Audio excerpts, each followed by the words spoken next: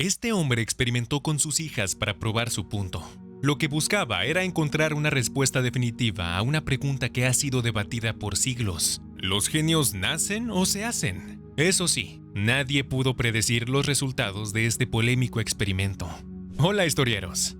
Hoy van a escuchar una historia increíble que dejó a los científicos perplejos. Muchos de nosotros soñamos con ser más inteligentes, quizás hasta en convertirnos en genios. La historia de hoy trata justamente de esto. ¿Estamos tú y yo definidos por nuestros genes? ¿O podríamos convertirnos en auténticos genios? Hace unas décadas vivió un hombre que dedicó su vida entera a probar que los genios se pueden hacer, aunque pudo haber ido muy lejos con su experimento. ¿Por qué estaba tan obsesionado con este debate? Bueno, la pregunta de si los genios nacen o se hacen ha existido por siglos, y se le conoce comúnmente como el debate naturaleza versus crianza.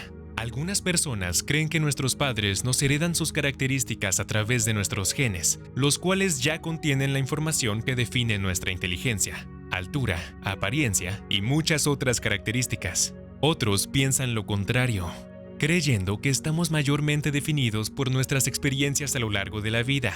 Entonces, ¿qué fue lo que hizo Laszlo Polgar? Como no podía experimentar con los hijos de otras personas, decidió tener los suyos propios y criarlos para ser auténticos genios. Ya sabes, un día típico en la vida de este hombre. Laszlo decidió que iba a conquistar una mujer con su plan maestro. Así ella aceptaría tener hijos y probar sus teorías con él. Para ser justos, Laszlo había dedicado una gran parte de su vida a la investigación. Es aquí donde empieza esta loca historia.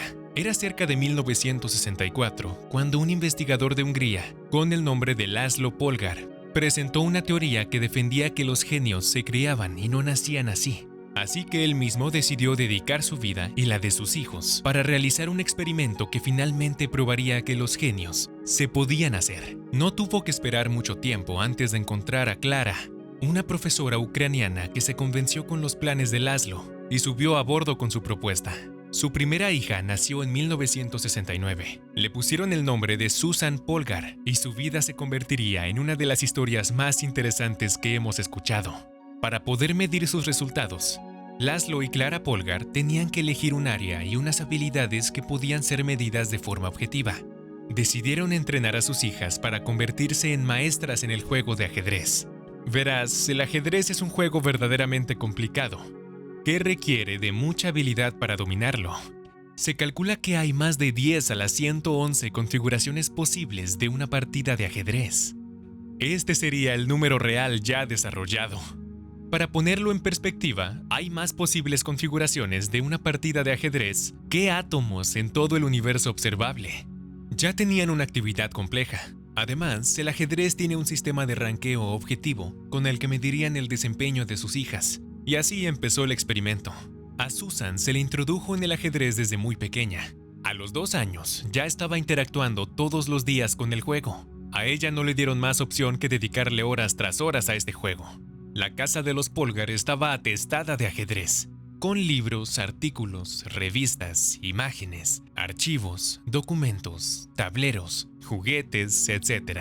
No había nada más que ver que ajedrez. No había mucho más en qué pensar. A la corta edad de 5 años, Susan entró a un campeonato local donde la mayoría de los jugadores le doblaban la edad. Este era el primer tanteo, la primera prueba del experimento. Obviamente todos estaban muy nerviosos. Susan había estado practicando durante años. El experimento estaba yendo como planeado. Pero, ¿tendría este los resultados que esperaban? Susan era muy joven como para ser tomada en serio. Además, en aquella época se consideraba que las mujeres eran inferiores a los hombres en el ajedrez. Para sorpresa de todos, Susan ganó su primer juego. Seguramente los Polgar estaban saltando de su asiento. Después vino el segundo juego. Quizá todavía no era tiempo de celebrar, por lo menos no todavía. O sí, porque Susan ganó ese juego también. Y luego otro, y luego otro. Ganó cada partida que jugó en el campeonato, saliendo de su primera experiencia competitiva con una puntuación limpia de 10-0. Esta misma tendencia se mantuvo a lo largo de toda la carrera profesional de Susan. Solo 10 años después, a sus 15 años, Susan llegó a ser la mejor jugadora del mundo. Ella también se convirtió en gran maestra del ajedrez a sus 30 años y rompió varios récords mundiales en el camino, entre ellos, ser la primera mujer en calificar al Campeonato Mundial Masculino. ¿Estaba comprobado entonces? ¿Por fin Laszlo había probado su teoría, que le había sido tan criticada décadas atrás? Entonces, ¿podemos tú y yo convertirnos en genios? No nos adelantemos todavía, porque hay más que contar en esta historia. ¿Te acuerdas que te dije que experimentó en sus hijas? Sí, exactamente. Él tuvo más de una hija. Muchos creían que el caso de Susan era solo uno con demasiada suerte. Vamos a tener que adentrarnos en las historias de Sofía y Judith, las otras dos hijas de Laszlo y Clara Polgar.